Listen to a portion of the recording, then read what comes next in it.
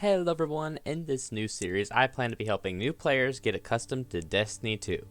Cause let's face it, the new player experience is garbage without outside help right now. Shame on you, Bungie. Anyway, in this video I'm going to cover the Hunter class. Now before we get started, just a few things I want to mention. And no, it's not the subscribe button, but thanks for remembering. The first being that I am very biased toward Hunters. Out of the hundreds of hours I have in this game, 99% of that is on Hunter. The other 1% is Warlock, and the remaining 0.001% is Titan. Secondly, I'm going to assume that if you're watching this, you're a new player and only have the free version. So I won't be covering the Darkness subclasses Strand and Stasis, which require DLC. Lastly, the meta is constantly changing. I did my best to explain everything in a way that shows how it's supposed to be used, regardless if it's currently strong or not, but just keep in mind that things do change. Anyway, without further ado, let's get started. Now, the way Bungie describes what subclasses can do is with verbs. Yep, space magic is limited only by the English dictionary. So what I'm going to do is take one out of their book and use this method to describe the class as a whole. The verbs I'd like to use for Hunter are precision, speed, and stealth. As a comparison, for Warlock I'd use healing, buff, and damage because they're a glass cannon or support depending on how you play them. And for Titan, I'd say defense, shield, melee, as they are pretty much the front lines, whether it be for damage or protecting allies. It's up to the build. Anyway, back to Hunters, our job is to stick to the back, whether that be behind our own lines with a sniper rifle, or behind the enemy lines with a shotgun, SMG, or maybe even a hand cannon, wink wink. While we can take more hits than a Warlock, we don't heal as fast, and have to rely on our mobility and dodge to stay alive. Or just not being seen in the first place. Stereotypically, Hunters use hand cannons, snipers, and swords, but Destiny is one of those games where you can use any weapon with any class and make it work. With, okay, maybe a few exceptions like the Sweet Business Auto Rifle, because I have not seen anyone but Titans use that, but I'm sure you could make it work. Maybe. The reason Hunters are known for hand cannons probably has to do with our old Vanguard, R.I.P. Cade, who maybe is still alive, I don't know, but he's not the only reason. You see, hand cannons play into one of those verbs I talked about at the beginning, precision and speed. Snipers would follow precision and stealth, and swords follow speed and stealth. Our class ability is a dodge, which lets us, well, dodge. Depending on what subclass and exotic armor you're wearing, this can do a lot of different things. I'll get to the details about it later, but the two dodges that all Hunter subclasses have are Gamblers and Marksmen. Gambler's dodge, when done near enemies, fully replenishes your melee ability, while Marksman fully reloads your weapon regardless of whether enemies are nearby. But anyway, enough with being vague about what we can do, let's get into the details with our subclasses. The first subclass you'll have as a Hunter is Solar. Solar is if you want to go full space cowboy mode with throwing knives and flaming revolvers. The verbs used for Solar are Radiant, which is a healing buff, Scorched, which causes targets to take damage over time, and Ignition, which happens when you have enough Scorch on a target that makes them explode. There are a couple other verbs, but for Hunters, these are the main three that you're going to be working with. Your super is initially going to be Golden Gun Deadeye. This is a super powered flaming hand cannon that deals massive damage and kills return one round to the mag. You do still have the super timer, but that'll give you plenty of time to empty the mag so long as you have things to shoot at. The other version is my personal favorite for Solar builds, Golden Gun Marksman, which gives you 3, and only 3, bullets. You do a bit more damage and you gain a whole bunch more precision damage. This super will be used more on bosses and champions in late game, but that's about it. Paired with the exotic Celestial Nighthawk, which makes you only have 1 bullet that does more damage than you could have done with 3, and yet the best single target super a Hunter can have. Meta allowing, that is. Your third and final super is Blade Barrage. Unlike the last two supers, which were both a version of Golden Gun, this one's made of a knife. Well, lots of knives, actually. What it does is launch you into the air, and you throw 2 volleys of explosive knives. This is the most versatile of Solar supers, as the knives explode with a large radius, great for ad clear, or if you aim both volleys at one target, can be some serious damage to them. It also has the shortest cooldown time of the 3, making it a great choice for most situations. Solar Hunters also have an extra dodge, which is Acrobat's dodge. It causes you to flip backwards, giving more height but less directional control. However, when you land, you also make yourself and nearby allies radiant. While I don't recommend this dodge in low to mid-level activities because just the radiant effect falls short there, Late game, it can be a massive help for dealing with champions. Solar Hunters also have the most melee abilities. Huh. I wonder what subclass is Bungie's favorite. Anyway, all the melee abilities have to do with knives. Lightweight knife throws almost immediately, and you make yourself radiant if you land a precision hit, making it great for a quick reaction or if you need some healing. However, they don't do a whole lot of damage compared to the others. Weighted knife is my personal favorite. It takes a second to charge, but it gets a bounce, deals extra precision damage, and causes scorched targets to instantly ignite, regardless of how many stacks they have. Oh, and it also recharges your dodge if you get a precision kill with it. Proximity explosive knife is also fun, because unlike the other knives, it sticks to walls, then explodes when an enemy gets near. Or if you really want to be funny, you can throw it at their face, stick it to their face, and then explode on their face. And finally, the last one is Knife Trick, which throws a fan of blades that scorch targets. If you're close, this thing can do a lot of damage, although it suffers at a range. It's also great for setting up an ignition by applying scorch stacks, just as a heads up. Grenades are also a key part of an effective build, which is why I rarely use them.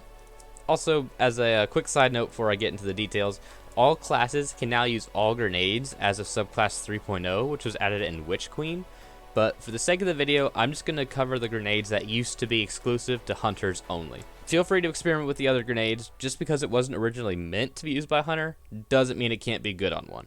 The grenade I used to use when I main Solar was the Swarm Grenade. This grenade spawns drones in a sphere, which, when you get close enough to a target, chase it until they explode on impact. It doesn't do a whole lot of damage, but it can chase targets behind walls and doesn't despawn quickly, so it's still viable on some builds. I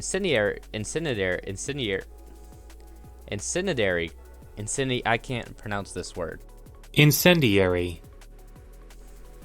Yeah, that grenades are your standard throw, wait, explode. Only they do solar damage specifically and heavily apply some scorch stacks. The third and final is the Trip Mine Grenade, which is exactly what it sounds like. It sticks to whatever you throw it on and explodes when someone runs past it. It does make a decent amount of noise though, so it's hard to use in PvP, but it's also really good in PvP once you learn how. So, yeah, I have no idea how to use it. Let me know in the comments if you figure it out, because kind of suck with that grenade. Now, aspects and fragments. This is where build crafting gets fun. And also complicated. But fun. And complicated. But fun. But also complicated. There are 3 aspects and 15 fragments for Solar. What aspect you choose depends on how many fragment slots you have. Now, there are a lot of combinations that are really good. In fact, there are too many to go over without a dedicated video specifically for one single subclass's fragments and aspects. So what I recommend doing is just experimenting and finding out what you like. Keep in mind that some fragments can increase or decrease your stats and can be worth having or leaving behind purely based on that. It's also good to choose fragments and aspects that pair well with other abilities you like to use, and vice versa.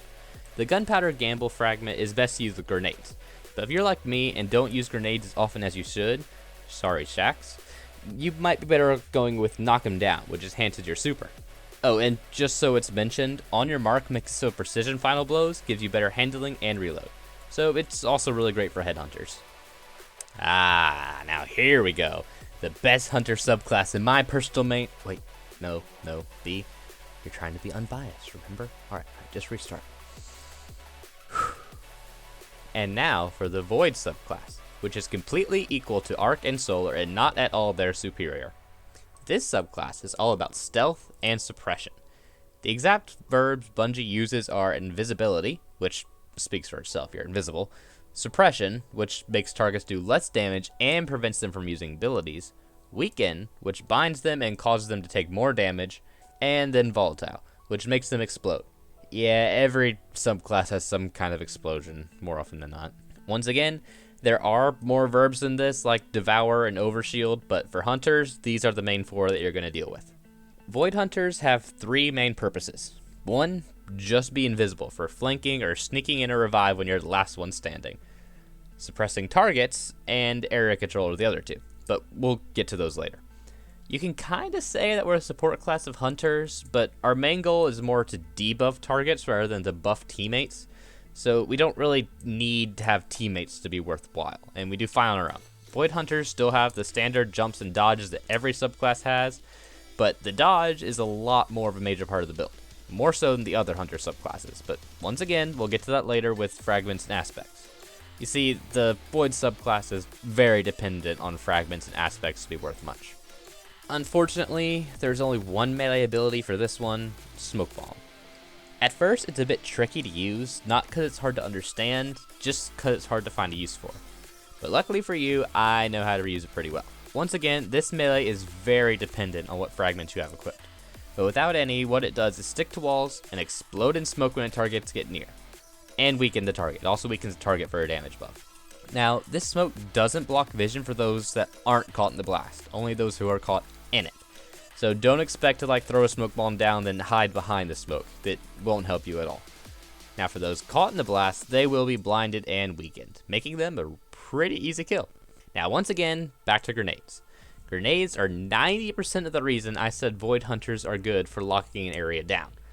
All three of these base grenades have something to do with area control. The Vortex grenade does the most damage and has a spherical shape that it holds for a decent while, perfect for protecting or capturing a zone in the Crucible, or just guarding yourself from Thrall or another enemy. Another grenade is the Spike grenade. Although it's close in damage to the Vortex grenade, it's probably the trickiest one to use. It acts like the trip mine from the Solar Hunters in that it sticks to walls, but rather than wait to explode, it immediately emits void light in the direction it's sticking. It's hard to get kills with this one, but it's great for hallways and preventing you from being followed. So it's more for controlling where the enemies are going, more so than it is actually killing them. I will note, however, that the base of the grenade can be shot or just dealt any kind of damage, and it'll just end the grenade effect early. The final grenade is the Void Wall grenade, which is pretty simple. You throw it down, and wherever it lands, it spawns a line of void fire on the ground. Sure, it can be jumped over, making it pretty bad in PvP, but in PvE, the AI is stupid. Sometimes. And they don't usually know how to jump over it. I hope. Maybe. I guess we'll find out, huh? Now, supers are why people think this is a support class, which, once again, we're a pseudo-support class, thank you very much. We can handle ourselves and don't need teammates to be useful. Stereotypes aside, Shadowshot Deadfall launches you to the air with a Void Bow, which shoots after a short delay. This bow suppresses and weakens target, weakening giving you about a 30% damage buff for all outgoing damage to the target as of Season 20. Its damage buff makes it perfect for boss damage, and the fact that it pulls in targets to tether them together also makes it one of the better ad clear supers of the game. Yep, totally not biased. The other super is Mobius Quiver. And look, I'm gonna be completely honest, I do not understand the purpose of this super. Just like Deadfall, but you have 2 shots and the tether points last for much shorter time and have decreased range. I can see why they want it in Crucible, as it can cancel supers like Deadfall, but you just get 3 shots to do it in. And if you're in the Crucible, you're most likely going to be using the 3rd super anyway. I don't know, I'm sure it has a use. So far, the only time I've ever used it is when someone else is running Tether in a raid, and Tethered buffs don't stack, so there's no point in me using it as well.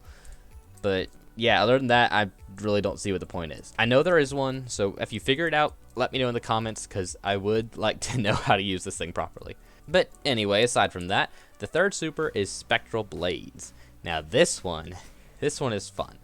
It's a roaming super, much like Golden Gun. On activation, you turn invisible and gain 2 attacks. One is a quick swipe that ends your invisibility, and the other is a heavy attack that takes more of your super time, but does much more damage and makes you invis again. While this is just fine and dandy for PvE, who says fine and dandy? While this is just fine for PvE, PvP is where it truly shines. It's just so fun to sneak behind someone and insta-kill them and they not even see you. Oh, and did I mention that you can see targets through walls? Yep, you know exactly where everyone is, so you can stalk to your volatile heart's content. Also, it's really great for team kills. I cannot tell you how many times I've gotten team kills with a super. Anyway, I've made you wait long enough. Time for aspects. While for the solar build, you chose your aspects and fragments based on abilities, it's quite the opposite here, and your aspects makes your abilities worth using. Vanishing Step is probably the key aspect to have, because it makes your dodge make you invisible. That's it, just flat out invisibility. pair this with the right exotics and fragments, you can have like a full 7 seconds of invisibility at a time.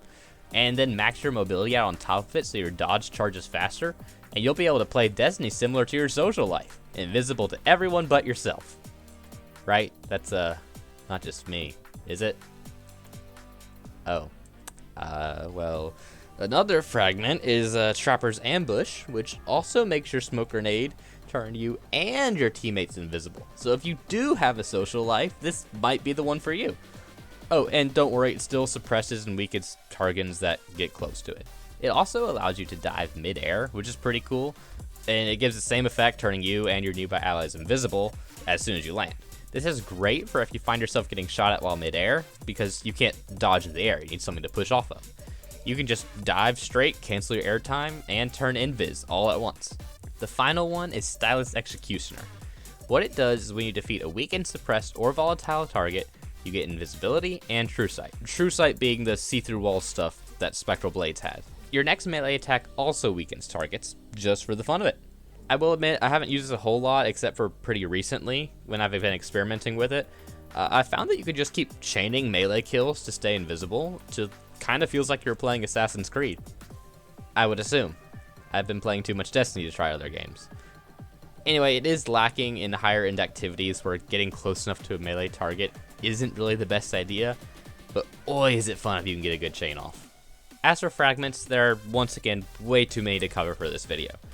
But the void fragments typically give you things like making suppressed targets explode, giving you better radar while crouched, and making your grenade or void effects, like invisibility, wink wink, last longer. So mess around with them some, find what feels best to you. Like I said, it's hard to cover them all here, but fragments are easy to switch out and experiment with, so don't be afraid to try new ones out. There's no penalty for switching out and trying a new one. And now for our final subclass, Arc.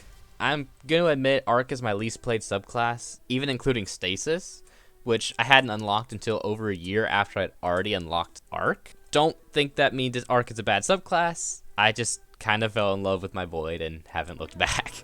Now, as always, Arc has the same dodge and jumps as the other subclasses, with the exception of Blink. Blink is a kind of jump, which isn't much of a jump, really. What it does is teleport you a short distance on the double jump activation. It's pretty fun to use and will confuse your opponents in the Crucible if you can time it right. I'm not good at timing it right. Arc has 2 technical melees, although it can be 3 with the right aspect, but once again, that comes later. I'll explain in a bit. Both of the technical melees are, unlike the other subclasses, actual melee attacks, so prepare to get up and close and personal to use these. The first is Disorienting Blow, which blinds the target much like a Void Smoke Bomb, but instead of purple effects you get blue and white effects. Oh, and it also amplifies you. Combination Blow is a regular melee at first, but once you kill a target, your melee damage increases and your melee charge is instantly given back. So you can just stack melee damage up to 3 times, I believe, and if you defeat someone with it, your dodge also fully charges. Oh, and you get a bit of health regeneration. As always, I'm not super familiar with grenades, especially for this subclass, but I'll do my best. Once again, please don't think Arc is bad because I don't use it, it's just personal preference. Anyway, the Flux Grenade is a sticky grenade. It has a smaller blast radius, but once it's stuck to something, it better start saying its prayer. Unless it's an unstoppable champion, but let's just ignore them for that. They're mid-late game. Now, the Skip Grenade is pretty much what you would get if you mix skipping rocks over a lake, with gunpowder and electricity. When it hits the ground, it skips and splits into more smaller grenades with heat seeking to the nearest target. And lastly, the Arc Bolt Grenade. You know that scene from The Incredibles where the scanner thing scans the room for intruders? No? Well, go watch it and come back to me. But it's pretty much that, but deadlier. When it quote-unquote scans a target, it shocks them with chain lightning. So, pretty fun. Now, this subclass does have the least amount of supers for the light subclasses, that is. Stasis and Strand only have 1 each. The one super, Arc Staff, is a combination of 3 supers that were before subclass 3.0, and they just mix them together. And yes, it is actually good. It's another roaming super, but if you've seen either of my Destiny Clutch compilations, you know I really like putting this one on the music drop. You move really fast, attack fast with a light attack, or a bit slower with some added range with your heavy attack, or just flat out reflect bullets with your block. And in case you're wondering, yes, you can reflect the Solar Hunter's golden gun back at its user. I was not on the winning side of that matchup any of the 3 times that it happened to me. The other super, Gathering Storm, is actually pretty new. It's more of a javelin than a staff. But anyway, you throw it and it sticks to whatever wall or boss it hits. It jolts nearby targets and after a while starts getting hit with lightning bolts, chaining lightning to everything in its range. Anyone for some fried Vex Milk? As always, there are 3 aspects to play with. Flow state makes it so that when you defeat a jolted target, you become amplified, which makes your dodge recharge faster, extra defense while dodging, and greatly increase the reload speed. Perfect for a disorienting blow shotgun combo. Just, please don't use that little trick on me. I have a hard enough time with Crucible as it is. Cool? Alright, thanks. Tempest Strike is the reason I said there are 2 technical melees, as it adds a 3rd option that you can use at the same time with either one equipped.